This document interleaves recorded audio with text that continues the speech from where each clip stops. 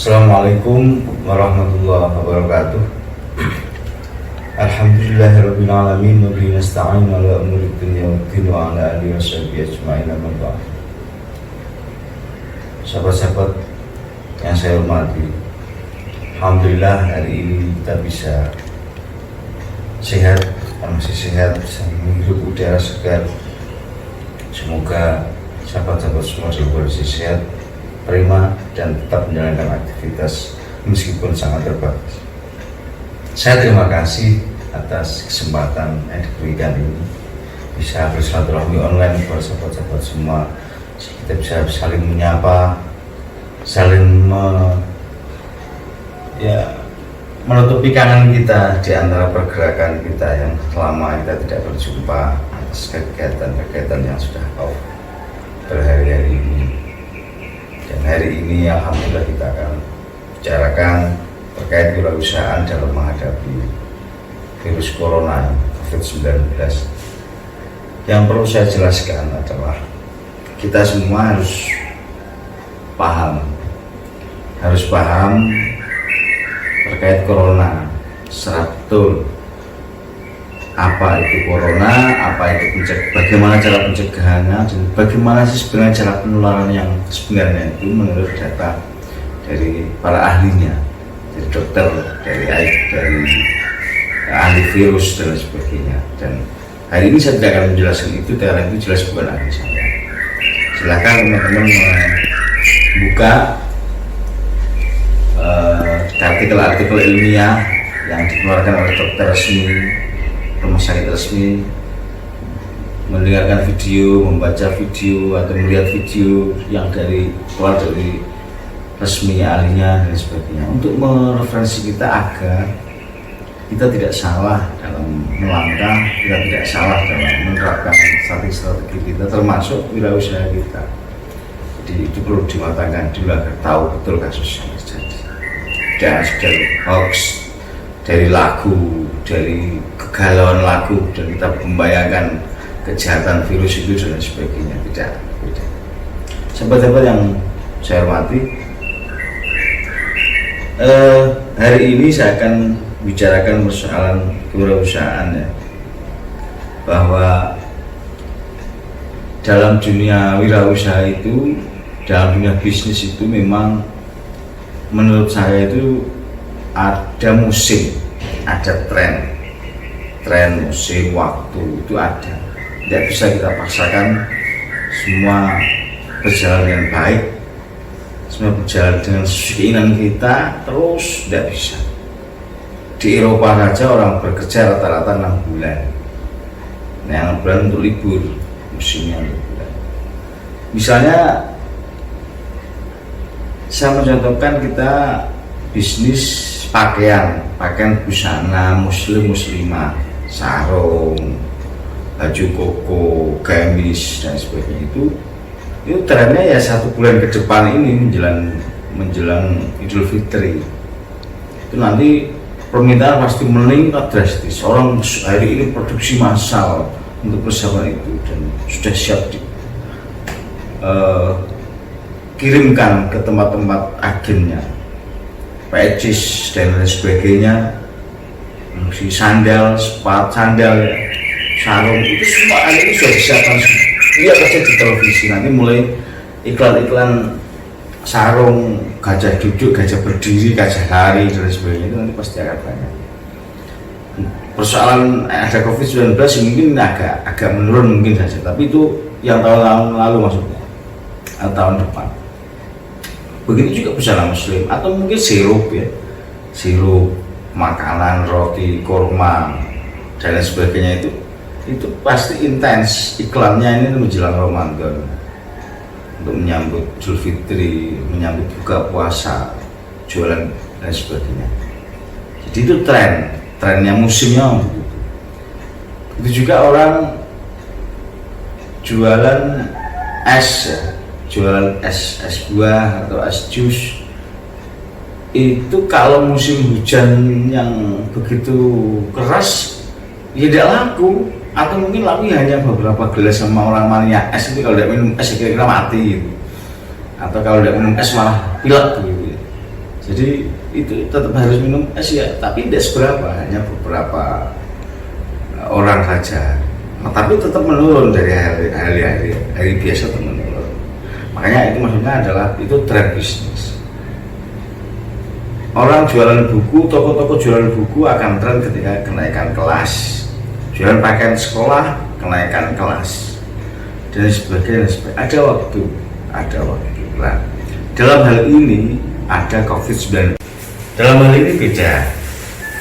Kalau tadi kan tren, warning tren yang bisa direncanakan, bisa disiapkan. Kalau ini musibah. Namun meskipun musibah, karena sudah berbulan-bulan begini, akhirnya ada yang sudah bisa beradaptasi, ada yang belum.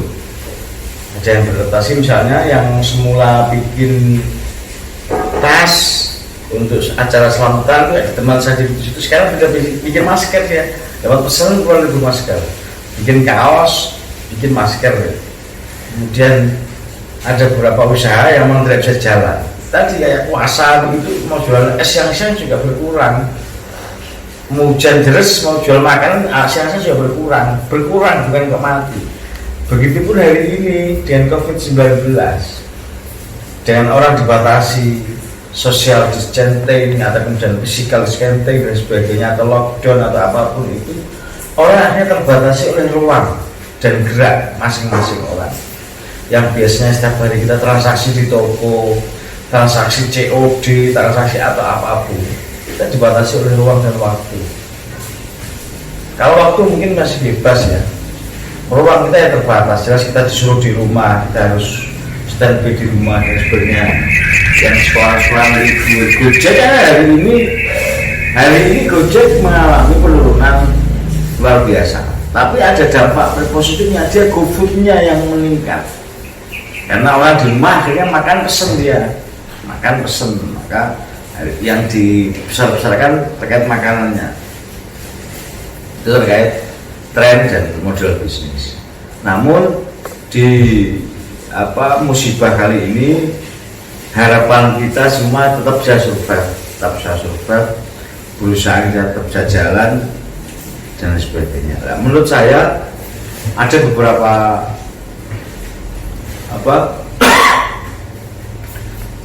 item yang harus kita coba perhatikan ini menurut saya. Yang pertama adalah bagaimana usaha-usaha itu harus betul-betul bisa berjalan. Jadi begini, ada memang perusahaan-perusahaan yang bisa jalan, ada perusahaan yang tidak bisa berjalan. Misalnya ini, kayak perusahaan yang bersinggungan dengan IT, itu malah masif, sangat masif. Perusahaan-perusahaan yang sehingga di lapangan salah malah berkurang. Dalam konteks ini, bagi saya mengusulkan, saya memberikan masukan bahwa pastikan perusahaan kita terkoneksi dengan dunia online. Minimal kita punya Facebook, ya. Minimal kita punya Instagram, minimal kita punya webs, kita punya Twitter atau apapun. Nanti kita kelola ke marketplace-nya, kita iklankan di Facebook, kita iklankan di Instagram terkait produk-produk kita. Jadi itu upaya keras kita untuk menjawab problem ini, dan ini menjadi problem dunia bukan hanya di Indonesia. Dan ini kan sebenarnya sebelum ada COVID-19 kan sudah menjadi bahan marketing di seluruh dimanapun kan, bahwa marketing online itu kalau dulu kita mampu menjawab terkait gejala itu ya sebenarnya bisa menjawab kebutuhan hari ini. Jadi harus nyambung terhadap. Yang kedua, coba kita menyapa konsumen kita, dengan di online kita ya, misalnya dengan ucapan-ucapan apa, dengan terima kasih kepada para pelanggan setia perusahaan kami yang sudah pernah pesen, dan semoga dalam kondisi sehat, dalam kondisi tetap bugar, jaga stamina misalnya begitu. Silahkan kalau ada keperluan rumah tangga, ada keperluan apa, hubungi nomor di bawah ini untuk bisa kami layani kembali. Jadi sapaan-sapaan itu penting untuk bisa dibaca, bisa dilihat oleh para konsumen kita atau mungkin konsumen lain yang rencana akan beli di kita. Terus yang berikutnya adalah bagaimana kita mencoba memberikan nilai lebih, ya, kayak semacam bonus. Misalnya nih, KJ Kreasi Siapa Rais ini membuat bonus 10% bagi yang pesan interior hari ini sampai tanggal 30 April misalnya. Itu karena saya secara pribadi membaca bahwa hari ini banyak orang stay di rumah, mungkin banyak kekurangan lemarinya kurang, jajannya kurang, tamunya kurang. Dengan saya menawarkan bonus 70% mungkin agak tertarik, dan nanti kita akan menjalankan SOP dari pemerintah bahwa kita harus pakai masker, kita harus pakai hand sanitizer setiap masuk rumah dan sebagainya, tapi kita siapkan itu. Jadi meskipun demikian memang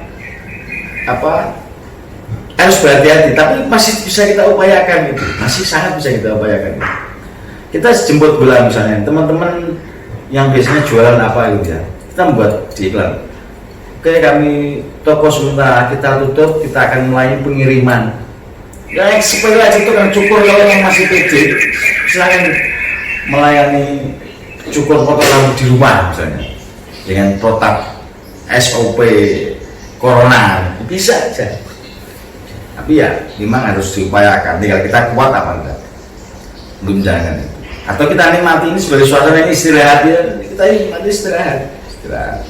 Yang berikutnya adalah dengan suasana kayak begini kita bisa menikmati suasana untuk istirahat tadi, evaluasi perjalanan kerjaan kita 1 tahun ini, 2 tahun ini, bahkan 3 tahun ini, 4 tahun ini kayak apa, marketing kita bagaimana, tim kita bagaimana. Kalau perlu kita seminggu sekali atau 2 hari sekali kita rapat dengan teman-teman, refleksi pakai aplikasi Zoom atau pakai aplikasi Hangout atau apapun ya, atau WhatsApp group atau apapun, silahkan untuk refleksi gimana permasalahan kita, menyapa konsumen kita yang tadi itu, menyapa tim kita.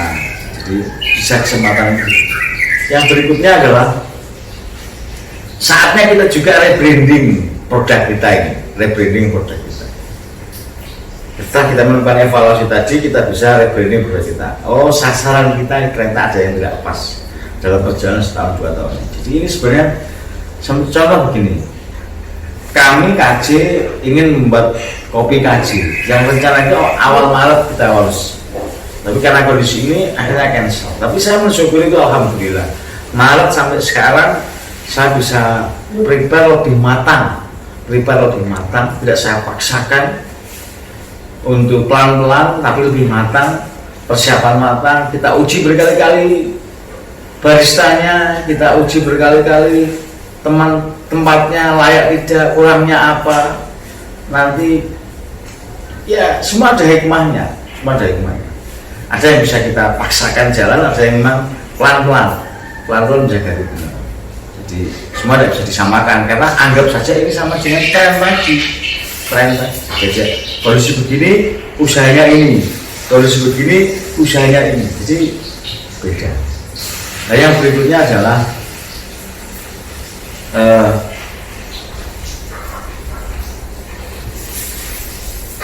bagaimana sahabat-sahabat, teman-teman semua dalam menghadapi COVID-19 ini tetap kuat.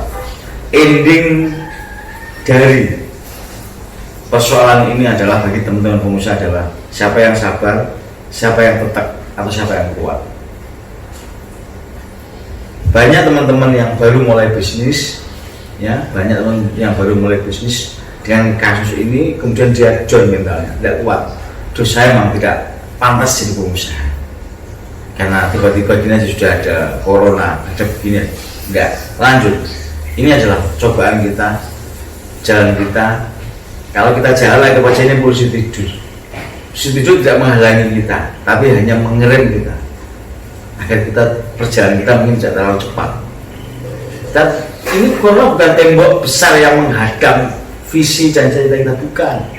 hanya polusi tidur kecil, kita tetap bisa jalan, cuma menjaga ritme saja, menjaga ritme agar semuanya bisa berjalan dengan baik. Kita harus kuat, teman-teman semua, sahabat-sahabat semua.